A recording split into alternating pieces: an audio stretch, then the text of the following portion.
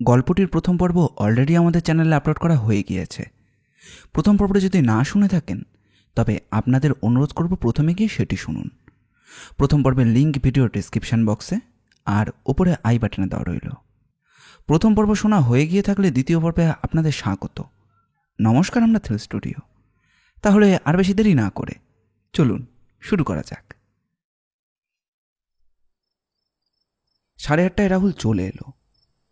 নীল আর বাইরে বের হয়নি। রাহুল আসতেই ওকে বসালো। দীপু আগেই চলে এসেছিল। মিনিট 5 মধ্যেই তালুকদারও এসে হাজির। রাহুলের বয়স বেশি নয়, বছর 23-24 মতো হবে। অবশ্য বেটে মোটাই এবং কালো নয়, লম্বা ছিপছিপে শ্যামলা গড়ন, মাথার চুল কোঁকড়া, বেশ সপ্রতিভ যুবক। তালুকদার সাহেব এসেই নীলের সঙ্গে তার পরিচয় করিয়ে দিল। রাহুলও হাত তুলে নমস্কার করল। আপনি আগে ধার না ধরে একেবারে তুমি করেই শুরু করলো নীল। তোমার নামই রাহুল মণ্ডল? আগে হ্যাঁ। বাবার গদিতে তাহলে এখন তুমিই বসছ? এখন না, অনেক দিন থেকেই। গুড। তোমার ব্যাপারে আমি তালুকদার সাহেবের কাছ থেকে সব শুনেছি। তোমার বাবা এই মাসের 7 তারিখ থেকে আর বাড়িতে ফিরছেন না। আগে হ্যাঁ। কিছু বলে গিয়েছিলেন? ওই আর কি, ঝগড়ার মাথায় বলে গিয়েছিলেন আর ফেরবেন না। ঠিক আছে, এবার আমি সরাসরি কটা প্রশ্ন করব। তোমার বাবা কোনো মহিলার সঙ্গে ওঠা বসা করতেন সেরকম কিছু জানো? প্রথম বাবা সম্বন্ধে কিছু খারাপ কথা শোনা যাচ্ছিল, যেগুলো এর আগে কোনোদিনও শুনিনি। আমিও না, মাও না। কারণ বাবা খুব মন দিয়ে ব্যবসা করতেন। ব্যবসা আর বাড়ি ছিল ওনার ধ্যান জ্ঞান। নেশা টেশা কি করতেন? আগে সেভাবে তো কিছু নয়, ওই কখনো সখনো। তারপর হঠাৎ একদিন রঘু কাকু আমাদের দোকানে এলেন। রঘু কাকু সম্বন্ধে কিছু বদনাম আমাদের আগে থেকেই শোনা ছিল। রাঘববাবু তোমাদের কিরকম কাকা হন? বাবার খুড়তুতো ভাই। বেশ, তারপর? প্রথম দিন বাবার সঙ্গে কিছু গোপন কথাবার্তা হয়, সেটা কি আমরা জানি না। কিন্তু তারপর থেকে প্রায়ই আসতেন, আবার চলেও যেতেন। একদিন বাবাকে নিয়ে বেরিয়ে গেলেন, আর সেদিনই আর গতিতে না ফিরে বাবা এক পেট মদ খেয়ে সোজা বাড়ি ফিরে আসেন। তোমরা বা তোমার মা এই নিয়ে কিছু বলনি? দেখুন, বাবা রীতিমতো সংসারী মানুষ, বাড়ির কর্তা। ব্যবসাটা তিনি নিজেই তৈরি করেছেন অনেক কষ্টের সৃষ্টি। তাই বাবার মুখের ওপর কথা বলার কোনো সাহস আমাদের কারোরই ছিল না। তাছাড়া এর আগে তো কোনো দিন বেহেড অবস্থায় বাড়ি ফেরেননি। স্বাভাবিক। তারপর দেখলাম একদিন একজন মহিলাকে সঙ্গে নিয়ে রাঘব কাকা আমাদের গদিতে হাজির। আর অদ্ভুত ব্যাপার কি যে বাবাকে হিসেব ছাড়া একটা কানা করিও কাউকে দিতে দেখিনি, কিন্তু মেয়েটিকে উনি এক গোছা নোট ক্যাশ থেকে বার করে দিয়ে দিলেন। এবং টাকাটা দেবার পর বাবাকে কিন্তু একেবারেই অনুতপ্ত মনে হয়নি, বরং বেশ খুশি খুশি ভাব। এবারেও বাবাকে কিছু জিজ্ঞাসা করলে না? না, কারণ তখনও বাবার ওপর আমাদের পরিবারের সকলের বিশ্বাস প্রচুর। তারপর কখন এক সময় দেখলাম আমি, মা বা আমার বোন কেউই আমরা আর বাবাকে বিশ্বাস করতে পারছি না। কেন? ছেলে হয়ে কেমন করে সেসব কিছু আপনাকে বলি বলুন তো। তবে বিকাশ কাকু মোটামুটি সবটাই জানে। আমার মাই কাকুকে সব কিছু বলেছেন। নারী ঘটিত ব্যাপার ছাড়াও যেটা আমায় সব থেকে বেশি নাড়া দিয়েছে সেটাই সবচেয়ে ভয়ানক। সেটা কি? বাবা সম্ভবত আরও বেশি বড়লোক হবার ধান্দায় নারকোটিক্সের চোরাচালানের সঙ্গে যুক্ত হয়ে পড়েছিলেন। আর সেই কারণেই বিকাশ কাকুর কাছে আমার যাওয়া, বাবাকে যেমন করেই হোক এই কারবার থেকে সরিয়ে আনা। তুমি এটা টের পেলে কিভাবে? যে মহিলার কথা বললাম, ইদানিং সেই মহিলা ঘন ঘনই আসতেন। কিছু প্যাকেটের মতো রেখে যেতেন, বাবার কাছ থেকে টাকা নিতেন, আর বাবার যেন মনে হতো আমাদের কাছ থেকে কিছু লুকোচ্ছেন। তার আগেকার সেই ফ্রি মেলামেশাটা বন্ধ হয়ে গিয়েছিল। মনে হতো তিনি যেন আমাদের কাছ থেকে ক্রমশ দূরে সরে যাচ্ছেন। তুমি তো একজন অ্যাডাল্ট ছেলে, বাবার সঙ্গে ব্যবসায় বসছ, তো যখন মনে সন্দেহ জেগেছিল সে ব্যাপারে তোমার বাবাকে কোনো কিছু প্রশ্ন করনি? বাবার সঙ্গে আমাদের বা আমার প্রথম সংঘাত বাঁধে তখন। একদিন আর থাকতে না পেরে বাবাকে সরাসরি প্রশ্ন করেছিলাম, ওই মহিলা কে, কেন আসেন, কোন জিনিসের লেনদেন চলে? উত্তর ইনি কি বলেছিলেন? আমাকে আর মাকে কোনো রকম পাত্তা না দিয়ে বলেছিলেন সব ব্যাপার নিয়ে আমরা যেন কোনো রকম মাথা না ঘামাই। সত্যি বলতে কি, বাবার মুখে এই ধরনের কথা শুনে আমার ইগোয়ে লেগেছিল। আমি সকাল থেকে মাথার ঘাম পায়ে ফেলে ব্যবসা বাড়ানোর জন্য যা যা করার সবই করতাম, কিন্তু বেশ কয়েক মাস ধরে দেখতাম ব্যবসার লাভের অঙ্কটা দিন দিন কমে যাচ্ছে। মুটো মুটো টাকা বাবা নিজের অ্যাকাউন্টে খরচ করছেন এবং তার কোনো যোগ্য খাতও বুঝতে পারছিলাম না। ফলে আমিও উত্তেজিত হয়ে সে প্রশ্নগুলোই ওনার সামনে রাখি। থামলে কেন রাহুল, বলো। তারপর যে ঘটনাটা ঘটলো সেটা অত্যন্ত লজ্জাজনক। আমার বাবা যে এতটা নিচে নেমে যেতে পারেন সেটা কেউই কল্পনা করতে পারিনি। কয়েকটা রূঢ় সত্যের মুখোমুখি দাঁড়িয়ে উনি সংযম হারিয়ে ফেলে অশ্রাব্য ভাষায় আমাদের গালাগাল দিতে শুরু করলেন। তারপর জানালেন, বলতে আমার খুবই লজ্জা লাগছে তবু বলি, আমার মায়ের কাছ থেকে উনি নাকি জীবনে কোনো সুখ বা শান্তি পাননি, তাই তিনি অন্য নারীতে আসক্ত, তাকে নিয়েই উনি সুখী থাকতে চান। আরও একটা কথা বললেন, ব্যবসা ওনার, ওটা উনি দাঁড় করিয়েছেন, ব্যবসার ভালো মন্দ যা কিছু বোঝার সব তিনিই বুঝবেন। এ ব্যাপারে আমার বা মায়ের কোনো নাক গলানোর প্রয়োজন নেই। এবং আরও বললেন, শক্তি থাকলে আমি যেন আর একটা ব্যবসা করে ওকে দেখিয়ে দিই। আর তারপর দিনই ভোরবেলা উনি সেই যে বেরিয়ে গেলেন, আর বাড়ি ফিরে আসেননি। সেই দিন উনি গদিতে গিয়েছিলেন? বীরেনবাবু, মানে আমাদের যিনি ক্যাশিয়ার, তিনি বললেন বিকেলের দিকে একবার গিয়েছিলেন, বেশ কিছু টাকা নিয়ে চলে গিয়েছিলেন। বলেছিলেন কাউকে কোনো হিসেব দেবার দরকার নেই, কেবল ওনার নামে লিখে রাখলেই চলবে। এরপর থেকে উনি আর ফেরেননি, না গদিতে না বাড়িতে, তাই তো? ঠিক তাই, এবং আরও আর আক্তার করে দোকানে চাইনি। অবশেষে বীরেনবাবু এসে সব কিছু বলাতে এখন আবারও দোকান খোলা হচ্ছে, কিন্তু মালিকের অবর্তমানে। কিছু না বলে নীল মাথা নিচু করে বসে রইল এবং যথারীতি সিগারেট টেনেই চলল। এই সময় কেউই প্রশ্ন করল না, টু শব্দটিও না। একসময় ঘাড় তুলে নীল রাহুলকে জিজ্ঞাসা করল, তোমাকে দুটো ছবি দেখাবো, দেখো তো চিনতে পারো কিনা। বলেই দীপুকে বলল, ড্রয়ারে নীল রঙের একটা খাম দেখবি, ওটাকে নিয়ে আয়।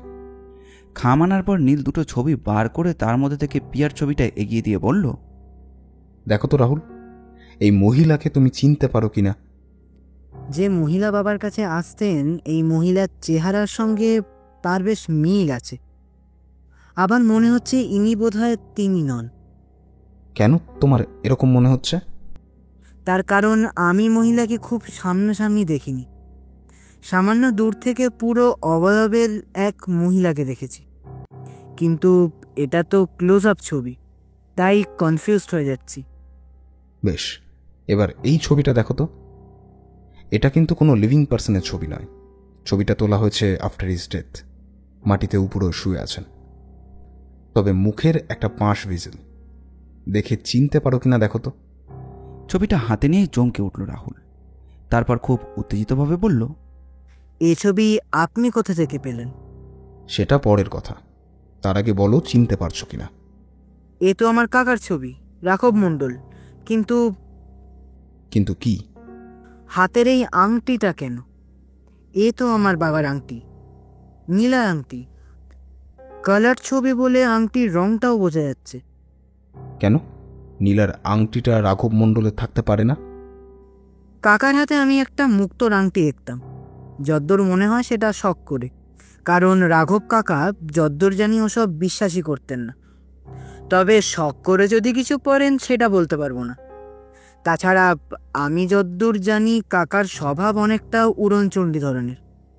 এক কথায় উনি টাকার কাঙাল, পকেটে 1000 টাকা থাকলেও সেটা শেষ না করা পর্যন্ত শান্তি নেই। উনি ব্যাংক থেকে লোন নিয়ে একটা কম্পিউটার ট্রেনিং সেন্টার খুলেছিলেন, সেটাও বাবার মুখে শুনেছি ভালো চলছে না। মূলধনে হাত পড়লে কোনো ব্যবসায় বেশি দিন টেকে না। রাহুল, তাহলে জিনিসটা কি দাঁড় করালে? মুখ দেখে বলছো ছবিটা তোমার কাকার, অথচ আংটিটা তোমার বাবার। তোমার বাবা কি তোমার কাকাকে ওই আংটিটা পরতে দিয়েছিলেন? না কাকু, সেটা অসম্ভব। ওটি বাবার ধারণ করা আংটি। বাবাও একদিন খুব গরিব ছিলেন, দিনাদিন খাওয়া অবস্থা। এক জ্যোতিষী বাবার কষ্টে দেখে বলেছিলেন রক্তমুখী নীলা পড়তে। ওই নীলা পরে যদি ওনার ভাগ্য ঘোরে, তাহলে কোথাও কোনো কারণেই যেন ওই নীলা উনি হাতছাড়া না করেন। তাছাড়া বাবা তো কাকার স্বভাব ভালো করেই জানতো। না, আমি বিশ্বাস করি না বাবা কাকাকে ওই আংটিটা পরতে দিয়েছিলেন। নীল আবার গম্ভীর, আবার নিজের মধ্যে ডুবে গেছে। ধ্যানস্থ ভাবটা কাটিয়ে নিয়ে ও বলল, তোমার বাবার আর তোমার কাকার মধ্যে তো অনেকটা মিল ছিল, তাই না? হ্যাঁ, তা ছিল। আপনি কি বলছেন এটা রাঘব কাকার ছবি নয়? সে কথাটা এখনো বলার সময় আসেনি। আমার কাছে আরও দুটো ছবি আছে, অবশ্য তার থেকে বলা আরও শক্ত হবে। তুমি দেখো তো, এটা মর্গের ছবি। নীলর সামনে ছোট টিপয়ের উপরে থাকা খামটা রাহুলের হাতে দিয়ে বলল, দেখো তো কিছু আন্দাজ করতে পারো কিনা। ছবি দুটো দেখে মুখটা কুঁচকে ফেরত দিতে দিতে বলল, এই বিভৎস এবং ডিস্ট্রটের ছবি দেখে আমার পক্ষে কিছুই বলা সম্ভব না। তবু সামনাসামনি দেখলে হয়তো। না, সে সুযোগ আর পাবে না। বেওয়ারিশ লাশ হিসেবে পুলিশ সেটাকে পুড়িয়ে ফেলেছে। রেকর্ড আছে, রাঘব মণ্ডল নামে ওই নিহিত ব্যক্তির কোনো ওয়ারিশ না আসায় বেওয়ারিশ হিসাবে সরকার তার কর্তৃক দাহ করে দিয়েছে। তাহলে এখন কি সিদ্ধান্তে এলাম আমরা? রাঘব মণ্ডল মারা গেছে এবং রাজীব মণ্ডল বেঁচে আছে, তাই তো? কিন্তু ওই আংটি, ওই আংটিটা কি ফেরত পাওয়া যাবে? অনেক কাঠখড় পোড়ানোর ব্যাপার। তবে তুমি দেখতে পারো। তুমি তার ছেলে, এটা প্রমাণ করতে পারলে নিশ্চয়ই দেখতে পারো। কিন্তু তুমি তো রাঘব মণ্ডলের ছেলে নও। সরকারি খাতায় যে মারা গেছে সে তো রাঘব মণ্ডল। কিন্তু আমার বাবাকে খুঁজে বাপও কি করে? ওই মহিলাকে আগে খুঁজে পেতে হবে। দূর থেকে দেখলে, মানে যে দূরত্ব থেকে মহিলাকে আগে দেখেছিলে সেই দূরত্ব থেকে যদি দেখতে পাও, চিনতে পারবে। সেভাবে পাচ্ছি কোথায়? ব্যবস্থা যদি করি। তুমি তো এখন তোমার বাবার গদিতেই বসছ। হ্যাঁ। ঠিক আছে, সুযোগ এবং সময় মতো তোমাকে ডেকে নেব। আচ্ছা, মহিলা কি তোমায় চাক্ষুষ দেখেছেন? তা বলতে পারবো না। ঠিক আছে, সে ব্যবস্থাও হবে। আজ তুমি এসো, অনেক রাত হয়ে গেল। নমস্কার জানিয়ে রাহুল চলে গেল। তাকে হাত বুলোতে বুলোতে তালুকদার বললেন, খুব গন্ডগোল, মানে বেশ কমপ্লিকেটেড কেস। হ্যাঁ, গণ্ডগোল তো একটা আছেই। তবে আমি একটা মোটামুটি স্টোরি তৈরি করার চেষ্টা করছি। কিরকম? রাঘব মণ্ডল তার ব্যক্তিগত স্বভাব অনুযায়ী টাকা কড়ির ব্যাপারে বেশ বিপর্যস্ত ছিল। কোনোদিনও লোকটা তেমন কিছু করে উঠতে পারেনি, সেটা তার দুই বন্ধুও বলে। তার বোন ভগ্নিপতিও তাই বলে। তার উপর অতীতে কিছু নারী ঘটিত কেলেঙ্কারি আছে। কম্পিউটার ট্রেনিং সেন্টারটাও চালাতে পারেননি, সেটা আপাতত বন্ধ। ব্যাংকে লোন আছে। যতই অস্বীকার করুক, দায়টা অজিতাবু মুখার্জির ঘাড়ে গিয়ে পড়বে। ওর রেকমেন্ডেশনেই তো ওর লোনটা তাড়াতাড়ি পাশ হয়েছিল, যদিও রাঘবের ফ্ল্যাটটা মর্টগেজে আছে। কত টাকার লোন ছিল? 10 লক্ষ টাকার। এটা আমাদের লেক গার্ডেন্স থানার নতুন অফিসার পরমেশ আচার্যই খোঁজখবর নিয়ে জেনেছেন। তো একদিকে উচ্ছৃঙ্খল স্বভাব, অন্যদিকে নানান দেনা। ভদ্রলোক অর্থ সংকট কাটানোর জন্য সম্ভবত নার্কোটিক্সের চোরাচালানকারীদের সংস্পর্শে আসেন, কিন্তু সেখানেও টাকার দরকার। ফলে ওকে দাদা রাজীব মণ্ডলের শরণাপন্ন হতে হয়।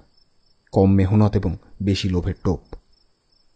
তদুপরি রাজীব মণ্ডলকে ট্র্যাপে ফেলতে সে একটা সুন্দরী কলগার্লের সাহায্য নেয়। রাজীব মণ্ডল বরাবরই ব্যবসা করতেন, কিন্তু আরও ধনী হবার বাসনা তার মধ্যে ছিল। তার উপর সুন্দরী নারীর হাতছানি। উনিও ইনভলভ হয়ে পড়েছিলেন। এতদূর পর্যন্ত স্টোরিটা খানিকটা এরকম, কিন্তু তারপরই মিসিং দুজনেই, রাঘব অ্যান্ড রাজীব। এবং দুজনের একজন মৃত। পকেটে রাঘবের পার্স, হাতে রাজীবের আংটি। তাহলে কে, রাঘব না রাজীব?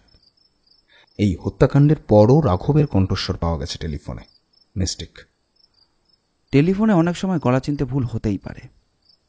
তারপর সেই সময় দীপার্ঘবাবুর স্ত্রীকে খুঁজে না পাওয়ার জন্য উত্তেজিত হয়েছিলেন। সেটাও একটা পয়েন্ট। আর মেয়েটি, সে কে? পিয়া নাকি? নাকি মানে? এই মুহূর্তে আমাদের প্রয়োজন টিয়ার গতিবিধির লক্ষ্য রাখা। টিয়া? পিয়ার বোন? তুমি কি ওকে সন্দেহ করছো? সবাইকেই করছি, শুধু ও কেন? তাহলে পিয়া নয় কেন? তাকে পাচ্ছিস কোথায়? উবে তো যেতে পারে না, যদি না কেউ তাকে মার্ডার করে থাকে। কিন্তু লাশ, সেটা যাবে কোথায়? কোনো মাটির নিচে যদি পুঁতে দেওয়া হয়। তাহলে সে একটা কাজ করতে পারে। কি তার উদ্দেশ্য? আচ্ছা নীলদা, পিয়া দেবীর উদা হওয়ার পেছনে কোনো গভীর রহস্য থাকতে পারে না? পারে না বলছিস? আছে তো। আর মিসিং তো একটা নয়, 3টে। এর মধ্যে একজন ডেড। নার্কোটিক্সের চক্রটাই কি গোপনে এইসব কাজ করে যাচ্ছে? যেতেও পারে, তবে সেটা যদি হয়, এদের মধ্যেই কেউ একজন চক্রের মধ্যে আছে, যার পরামর্শে এসব ঘটছে। সেটা কে, কিছু আন্দাজ করতে পেরেছ? ব্যবসার কাজে এবং অফিসের কাজে দুজনকেই প্রায় কলকাতার বাইরে যেতে হয়। তুমি দীপার গুহার টিয়ার কথা বলছো? ইয়েস। আর অজিতাভ? সন্দেহের বাইরে নয়। ব্যাংকের লোন 10 লাখ টাকা। রাঘবের ওপর তার জাত ক্রোধ। তার উপর আরও বেশি প্রবাবিলিটি ও একজনকে ভালোবাসত, মেয়েটাকে রিফিউজ করে অন্য একজনকে বিয়ে করে। এখন আমাদের জানতে হবে যে সে কাকে ভালোবাসত। সে কি পিয়া? না রে দীপু, ঘটনাটা এখানে একটা নয়, অনেকগুলো। তবে কেমন যেন মনে হচ্ছে এই সবগুলোরই একটার সঙ্গে অন্যটা লিঙ্ক আছে। জট ছাড়ালে তবে বোঝা যাবে। তাহলে এখন আমরা ঘোর অন্ধকারে, তাই তো? আমাকে একটু ভাবতে দিন। সূত্র তো একটা পাবই। কালকে পরমেশ আচার্যের সঙ্গে ফোনে কয়েকটা কথা জানতে হবে। এক্ষেত্রে পুলিশের সাহায্য খুবই দরকার। টুপি মাথায় চড়িয়ে তালুকদার উঠে পড়লেন। যদিও কেসটা আমার এলাকার নয়, তবে জানেনই তো আমার স্বভাব, চেনা জানা কোনো কেস সলভ না হলে আমার আবার রাতে ঘুম চলে যায়।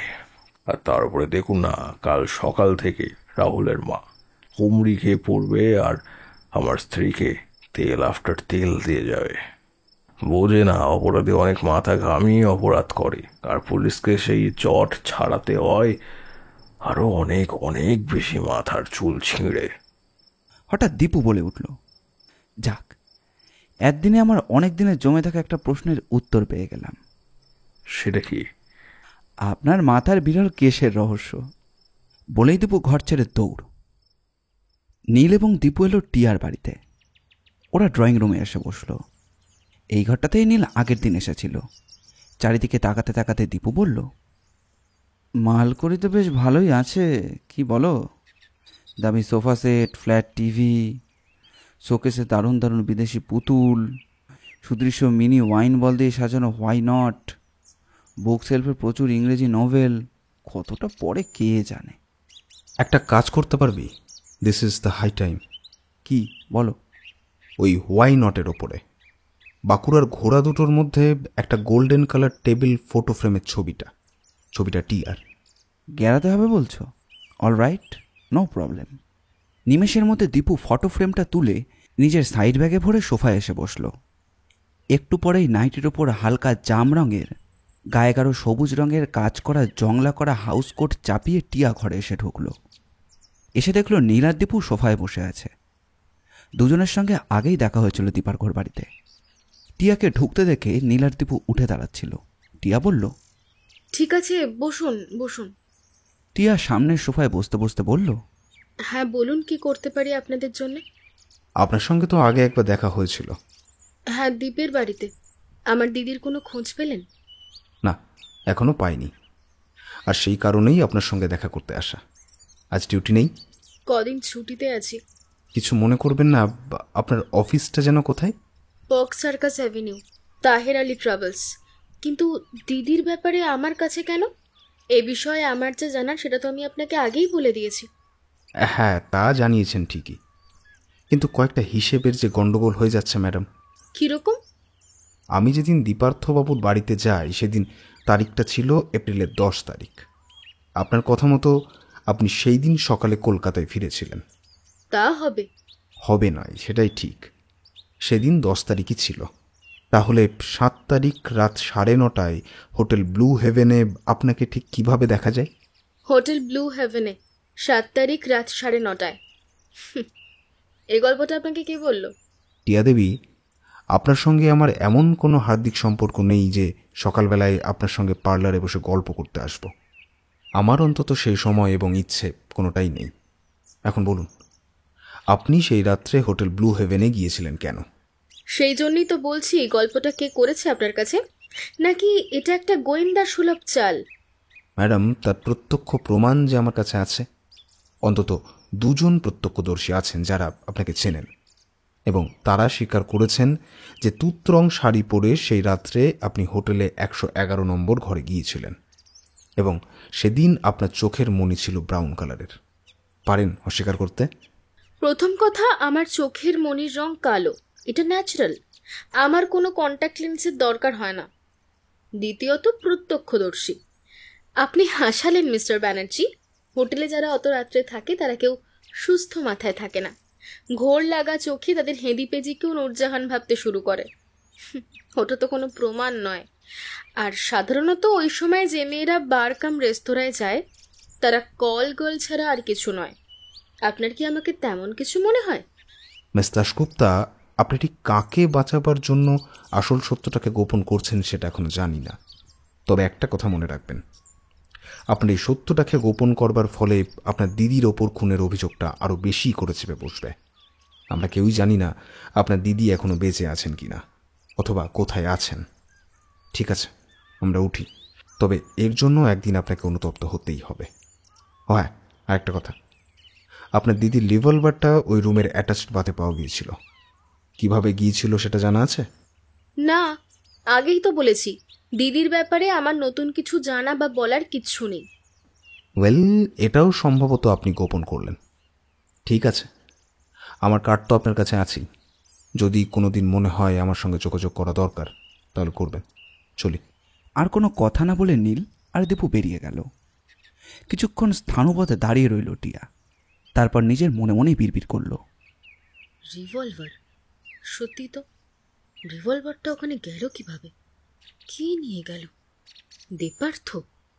কিন্তু 7 তারিখে তো দীপার্থ কলকাতায় ছিলই না। তাহলে বাইরে বেরিয়ে এসে দীপু বলল, নীলদা, মাঝে মধ্যে তুমি এমন আন্দাজে ঢিল ছোড়ো, কার বাবার কে সাথ দিয়েছে সেটা বোঝে। ব্যাপারটা কি জানিস, যখন দেখবি তোর কোনো দিকে কোনো কিছুর হদিশ নেই, তখন সব থেকে সন্দেহ যার দিকে, সেই দিকেই তীরটা ছুড়বি। একটা আলোড়ন উঠবেই। যখন দেখবি কিছু লাভ হলো না, তখন আবার তীরের মুখটা ঘোরাতে হবে। শেষ পর্যন্ত দেখবি এগিয়ে যাওয়ার জন্য একটা না একটা রাস্তা খুঁজে পাবি। কিন্তু টিয়ার মধ্যে সন্দেহ করার মতো কি দেখলে? টিয়াকে নিয়ে আমি মনে মনে অঙ্ক কষেছিলাম। ওদের ফ্ল্যাটটা দেখলি তো? হ্যাঁ, দেখলাম। 3 রুমস ফ্ল্যাট এবং ওনারশিপ। হ্যাঁ, এই অ্যাপার্টমেন্টের সব ফ্ল্যাটই ওনারশিপে নেওয়া। সে খবর আমি আগেই নিয়েছি। তা তোর কি মনে হলো? কি আবার, বেশ ওয়েল টু ডু। আমার মনে হয় টিয়া বেশ ভালোই রোজগার করে। কিন্তু ওর মা প্রথম দিন কি বলেছিলেন? অর্থনৈতিক অভাবের জন্য 2 মেয়েকে চাকরি করতে হতো। এখন সব দায়িত্ব টিয়ার ওপর। টিয়া একটা সামান্য রোজগার করে একটা প্রাইভেট কোম্পানিতে, এবং মোটামুটি তাদের সংসারটা চলে যাচ্ছে বলে তিনি আর অন্য কিছু ভাবতে চান না। তাই তাহলে তারা কিভাবে ওনারশিপের এরকম একটা দামি ফ্ল্যাট কিনতে পারে? হ্যাঁ, সেটাও একটা কথা। ওর মা তো ছিলেন সামান্য স্কুল মিস্ট্রেস, কিন্তু লিভিং স্ট্যাটাস দেখলে কি তাই মনে হয়? তবে মহিলা তো এককালে স্কুল মিস্ট্রেস ছিলেন। এখন ওদের মাইনে তো বেশ ভালোই। রিমাইন্ড ইট, মহিলা রিটায়ার করেছেন, সম্ভবত রিটায়ারমেন্টের আগেই। বর্তমান শিক্ষা ব্যবস্থায় খুব কমই শোনা যায় একজন শিক্ষক অবসর নেবার সঙ্গে সঙ্গেই তার সব কিছু সময় মতো বুঝে পেয়েছেন। অবশ্য মিশনারি স্কুল হলে আলাদা কথা। কিন্তু তুমি ঠিক কি বলতে চাইছো বলো তো? আই থিঙ্ক টিয়া has got some other source of income, যেটা খুব সম্ভবত অনায়াসলভ্য, এবং সেই ইনকামটা হেলাফেলার মতো নয়। হ্যাঁ, টিয়া ঠাঁট ঠমক দেখলে তো তাই মনে হয়। তারপর মহিলা কেন অকারণ মিথ্যা কথা বললেন? 7 তারিখ সকালে ফিরে উনি কেন বললেন উনি 10 তারিখ ফিরছেন? এর কোনো প্রমাণ হাতে তো তোমার কাছে নেই। সেটাই তো আমাদের জোগাড় করতে হবে। ছবিটা ঠিক আছে তো? দীপু ছবিটা বার করে নীলের হাতে দিল। সেটা দেখতে দেখতে নীল বলল, অদ্ভুত সাদৃশ্য। মানে? পিয়ার ছবিটা দেখেছিস তো? এবার টিয়ার ছবির সামনে রেখে সেই মুখটাকে সুপার ইম্পোজ কর, মিলে যাবে। বাস স্টপেজ এসে গিয়েছিল। হঠাৎ দীপু হেসে নিয়ে বলল, তুমি কি মিন করতে চাইছো নীলদা? If I am not wrong, আমার ভাবনার সঙ্গে বাস্তবটা একদিন মিলে যাবেই, কিন্তু একটা খটকা। দীপার্ঘর রিভলভারটা হোটেল ব্লু হেভেনের বাথরুমে গেল কেমন করে? কে নিয়ে গিয়েছিল? পিয়া না টিয়া না দীপার্ঘ? কে? হত্যাকারী খুন করেছে রাঘব মণ্ডল অথবা রাজীব মণ্ডলকে। চল সামনের বাস্তায় উঠে পড়ি, আমাদের একটু পরমেশ আচার্যের সঙ্গে ইমিডিয়েট দেখা করা দরকার। দুজনেই লেক গার্ডেন্স বাসে উঠে পড়ল। পরমেশ আচার্য কোথাও যাওয়ার তোড়জোড় করছিলেন। ওদেরকে দেখে আবার বসে পড়লেন। খুব হন্তদন্ত? Anything serious? এখন জাল গোটাবার সময়, কয়েকটা জিনিস জানার জন্য এবং বলার জন্যই এলাম। হ্যাঁ, বলুন বলুন, I am always ready to help you, বলুন। রাজীব অথবা রাঘব মণ্ডলের পিএম রিপোর্ট এসে গেছে নিশ্চয়ই? হ্যাঁ, এসে গেছে। সামান্য দূর থেকে গুলি করা হয়েছে। একটি লেগেছে পিঠে, অন্যটি রাইট শোল্ডারে, হাতে নয়। গুলি খাওয়ার মিনিট 2-3 মধ্যেই ভদ্রলোক মারা যান। আর অন্য কোনো রিপোর্ট পাওয়া যায়নি? হ্যাঁ, অনেকটা মদ কনজিউম করেছিলেন, মৃত্যুকালে ফুল ড্রাঙ্ক অবস্থায় ছিলেন। রিভলভারটা আপনারা পেয়েছিলেন বাথরুমে? হ্যাঁ, সেই জন্যই তো আমরা সন্দেহ করছি ওটা কোনো মেয়ের কাজ। কারণ পুরুষ হত্যাকারী অকুস্থলে মার্ডার ওয়েপন ফেলে আসার মতো কাঁচা খোলা হয় না। তাছাড়া রিভলভারের গায়ে ছোট ছোট মেইলি হাতের ছাপও পাওয়া গেছে। No, I know it. রিভলভারটার অরিজিনাল মালিক দীপার্ঘ সেনগুপ্ত। হ্যাঁ, কিন্তু ভদ্রলোক তো এখন প্রায় গৃহবন্দী, বাড়ি থেকে খুব একটা বের হন না। গেলেও নিজের বিজনেসের অফিস, তারপরই বাড়ি, অ্যান্ড চলাফেরাও বিট আপসেট। আমাদের এক্ষুনি বোধহয় ব্লু হেভেনে যাওয়াটা দরকার। এক্ষুনি? দেরি হলে কিন্তু অনেক ক্লু হারিয়ে যেতে পারে। ও, আমি যদি আপনাকে একজন এসআই বা আমার জুনিয়রকে দিয়ে দিই, মানে আসলে। Yes, alright. ওই যে বললেন, হ্যাঁ, আসলে খাঁকি উর্দিটার একটা অন্য মানে আছে। আচ্ছা, বুঝলাম। Just a minute. Table calling বেলটায় চাপ দিতেই একজন কনস্টেবল এসে হাজির। মজুমদার সাহেবকে বুলাও। কনস্টেবল সেলাম ঠুকে বেরিয়ে গেল। একটু পরে বেশ হ্যান্ডসাম এবং ইয়াং একজন পুলিশ অফিসার এসে দাঁড়ালেন।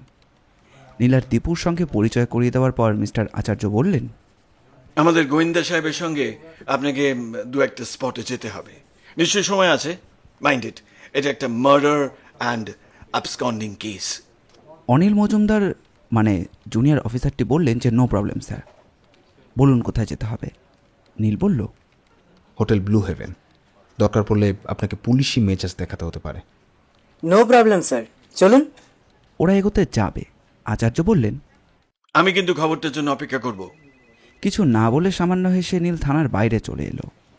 রাস্তায় বেশ চড়া রোদ, মে মাস পড়ে গেছে। পিচ ঢালার উত্তাপে রাস্তায় লোকজনও বেশ কম। বেরোতে ওরা ট্যাক্সি পেয়ে গেল।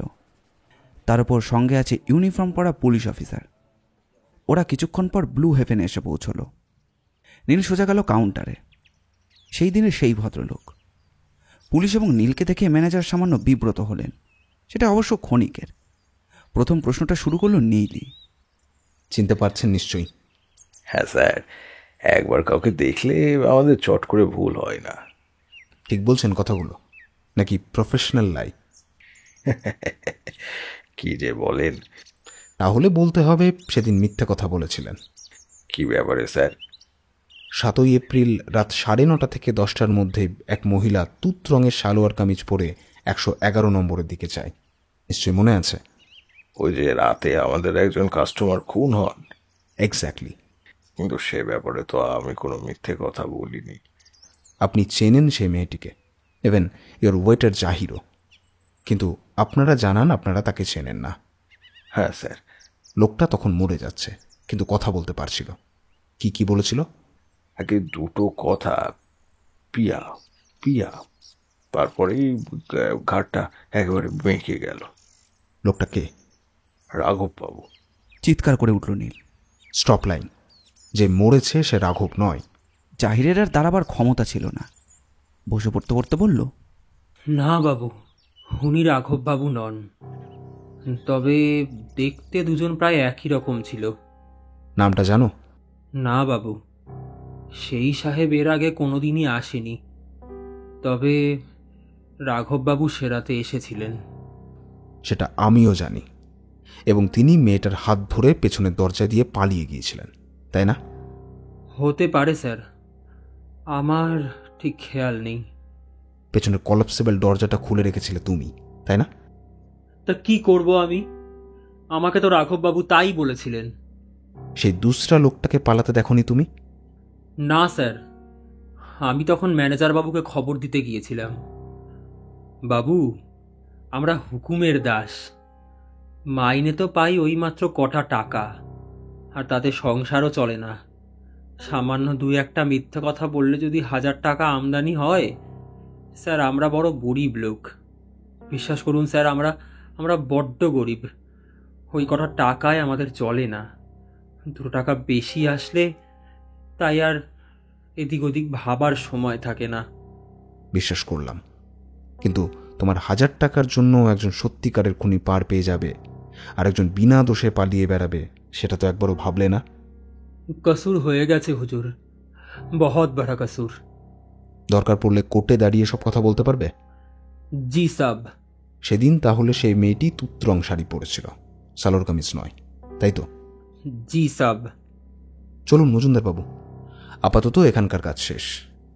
কিন্তু ম্যানেজারকে আরও কি জিজ্ঞাসা করবেন বললেন? ফেরার পথে ম্যানেজার একটাই প্রশ্ন, 111 নম্বরের চাবিটা কাকে দিয়েছিলেন মনে পড়ল? আগে স্যার, ওই রাঘব মণ্ডল কে, ওই একরকম ওনার নামে ঘরটা বুক করা থাকে। সঙ্গে আর কে ছিলেন? প্রায় ওই রুমে বেঁটে কাটো, কালো ফুলও একটা লোক, নাম ঠিক যায় না। এসব ওরা তো এয়ার বক্স নিয়ে ফুর্তি করতে আসেন, তাই আর নামটা মতো জিজ্ঞাসা করিনি। আপনি জানেন আপনার এই মিথ্যে কথা বলার কি শাস্তি হতে পারে? স্যার, আমি তো তেমন কোনো মিথ্যে কথা বলিনি। আপনি সেদিন বলেননি যে রাঘব বাবুর সঙ্গে আরও একজন ছিলেন? সরি সরি সরি স্যার, এরম ভুল আর হবে না। রাইট, চলুন মজুমদার বাবু। রাস্তায় নেমে মজুমদার বললেন, এবার কোন দিকে মিস্টার ব্যানার্জি? মিস টিয়া দাশগুপ্তর অফিসে। আপনাকে আর কষ্ট দেব না। মিস্টার আচার্যকে বলে দেবেন ওকে আমি রাত্রে ফোন করে নেব। আরও কয়েকটা জায়গায় বোধহয় ঘোরাঘুরি আছে, তাই না মিস্টার ব্যানার্জি? আর সব জায়গায় আপনার ওই ধরাচুরোটা। সেটা আমি বুঝেছি, তখন কাজের চেয়ে অকাজটাই বাড়বে বেশি। ওকে ফাইন, আমি চলি। Wish you best of luck. Majumdar চলে যাওয়ার পর দীপু বলল, টিয়া দাশগুপ্তের অফিস তো সেই পার্ক সার্কাস, কিসে যাবে? বাসে? নবাব তেজচন্দ্র। কেন, বাসে যাওয়া যায় না? তা যায়, তবে বাড়িতে তোমার এখন মারুতি যখন বন্দি হয়ে আছে, জানোই তো এসব অবলা জীব, বেশি দিন বসিয়ে রাখলে ওদের আবার বাঁধ ধরে যায়, তখন আর চলতেই চায় না। তোমার ভালোর জন্যই বলা। একটু হাঁটাচলা কর, ওদের শরীর স্বাস্থ্য দুটোই ভালো থাকবে। এই কাঠফাটা রোদে গাড়ির মধ্যে কি অবস্থা হয় তা জানিস না? তা যে বাসটায় আমরা উঠবো সেটা কি এসি? আবার আজে বাজে বকে। চল, বাসে উঠতে হবে না, 26 নম্বর ট্রামটা এসে গেছে। লেক বাগানের মুখে নেমে 2-1জনকে জিজ্ঞাসা করতেই সন্ধান পাওয়া গেল সৈয়দ আমির আলী অ্যাভিনিউতে তাহির আলী ট্রাভেলস অফিস। মালিক স্বয়ং তাহির আলীর সঙ্গে দেখা হলো। খানদানি মুসলমান, মুখে কাঁচা পাকা বেশ যত্ন করে ছাটা দাড়ি, কামানো গোফ, আর মাথায় সাদা রঙের ফেজ টুপি, হাফাতা অবধির পাঞ্জাবি। গদিতে তাকিয়ায় হেলান দিয়ে ভদ্রলোক বেশ মৌজ করেই একটা উর্দু কাগজ পড়ছিলেন। নীলকে দাঁড়াতেই ভদ্রলোক পরিষ্কার বাংলায় বললেন, হ্যাঁ বলুন সাহেব, কোথায় যাওয়ার ইচ্ছে? মানালি না মুসৌরি? নীল কিছু না বলে ওর পরিচয়পত্রটা এগিয়ে দিল। ভুরু কোচকালো তাহের সাহেবের। কার্ডটা ফেরত দিতে দিতে বললেন, প্রাইভেট ইনভেস্টিগেটর? তা কিন্তু আমার কাছে কেন? আমরা তো কোনো রকম 2 নম্বরই বিজনেস করি না স্যার। আমি কি একটু বসতে পারি? আরে তবা তবা, নিশ্চয়ই বসবেন, নিশ্চয়ই বসবেন, বসুন। টেবিল চেয়ারের ব্যাপার ছিল না। সাদা ফরাসের ওপর বসতে বসতে নীল বলল, একটা ইনফরমেশনের জন্য এসেছি, আপনি যদি কিছুটা হেল্প করেন।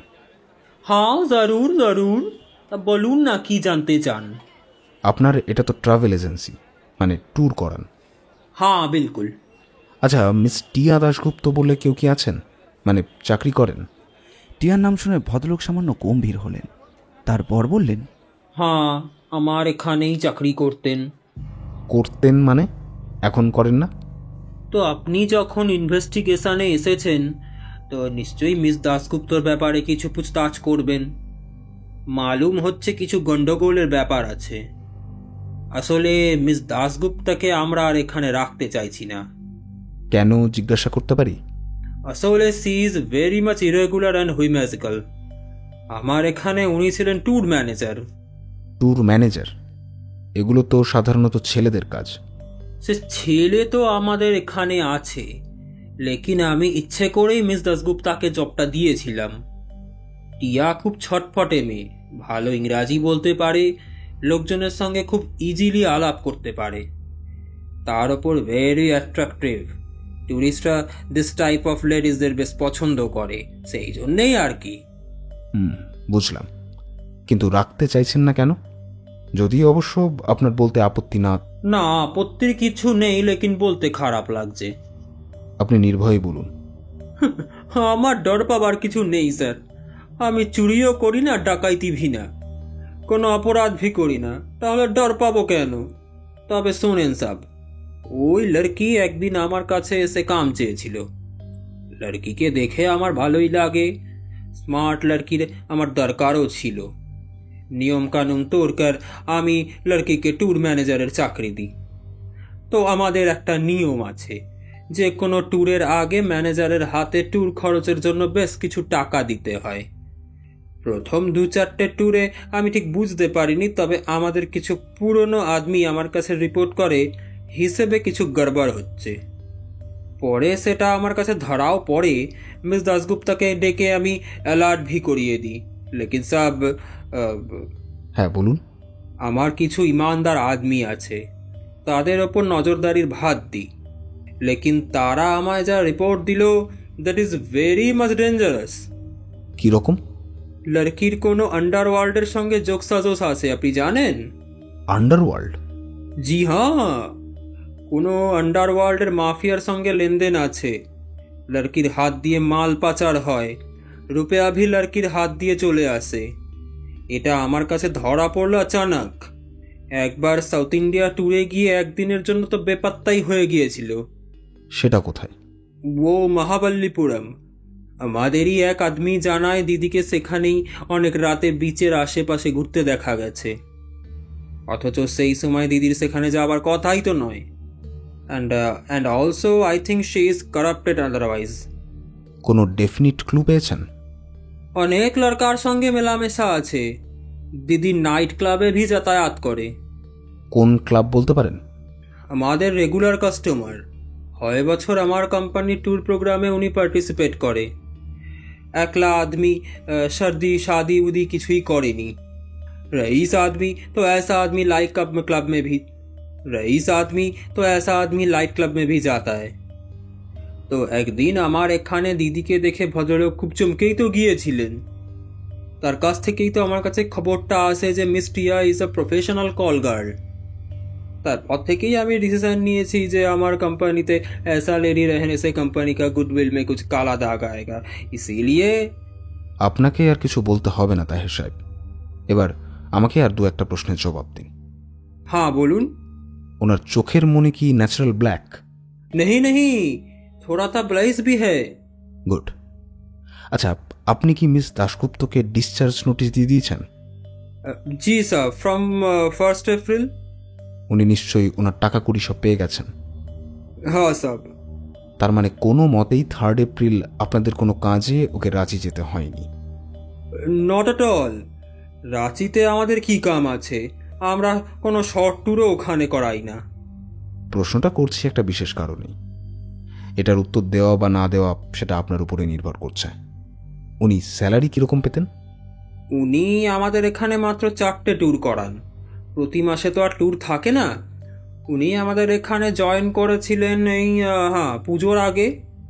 সেই সময় খুব রাশ থাকে, আদমির আমাদের খুবই দরকার ছিল, ইসিলিয়ে মহিনে মে 10,000 করে দিতাম। পরে অবশ্য বাড়িয়ে দেবো এমন কথাও বলেছিলাম, অফকোর্স ইফ শি সার্টিফাইড। নীল উঠে পড়ল, দীপুও। আপনাকে অনেক ধন্যবাদ তাহের সাহেব, অনেক ইম্পর্টেন্ট কথা আপনার কাছ থেকে জানতে পারলাম। লেকিন আমার একটা কথার জবাব দিবেন? হ্যাঁ নিশ্চয়ই, বলুন।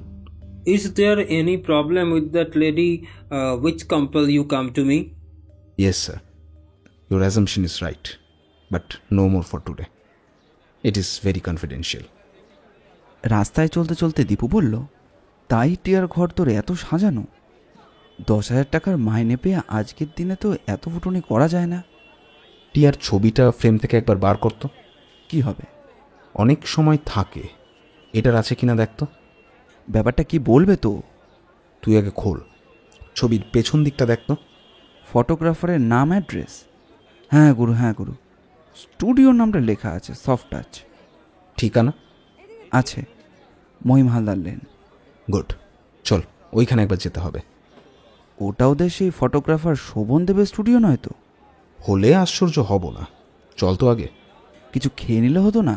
সকাল থেকে ঘুরছি, বলো খিদে পায় না? ওকে, আর একটু এগিয়ে গেলেই ওই বড় দোকানটা আছে। ওদের চাপ আর রুটি খুবই বিখ্যাত। জিসান না কি যেন নাম। চল খেয়ে নি। গল্পটির অন্তিম পর্ব 2 দিনের মধ্যে আমাদের চ্যানেলেই আপলোড করা হবে। দ্রুত আপডেট পেতে আমাদের এই চ্যানেলটিকে সাবস্ক্রাইব করে রাখবেন। আর দ্বিতীয় পর্বটি কেমন লাগলো সেটি কমেন্ট করে জানাবেন। আপনাদের ভালোবাসা একান্ত কাম্য। ধন্যবাদ।